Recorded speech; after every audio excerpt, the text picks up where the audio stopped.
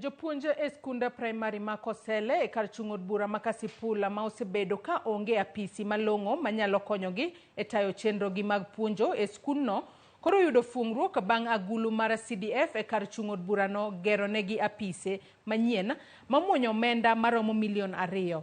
Apisi manyien no kama oting'o apisi mar japuonj maduong', apisi jalup japuonj maduong' kod kar jopuonja kata staff room ne oyawa yanga kendo oket e lwet tend skundno gi jaod bura ma Kasipul Ong'ondo Were.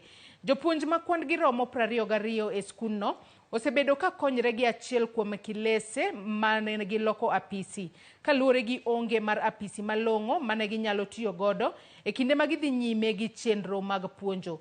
Jaod burano okoni agulu mar CDF ka okalo e hik omenda mar 2022 ne owalo tenge omenda maromo milion 2 mar gero apisno. To koro naneno ka jopuonj onge kamo gionge staff room kama ginyalo bede. Mwalimu mkuu bende nodak mane ot moro. Koro no decide mwaketo negi office ka. Staff room kende di accommodate jopuonj mantie te. Head teacher's office mantie kanyo duong', deputies duong', senior teacher en office of its own. Academically jopuonj dhi yudo thuolo maber kabisa mar timo gik ma gitimo kaeto especially when they are marking kendo biro improve academic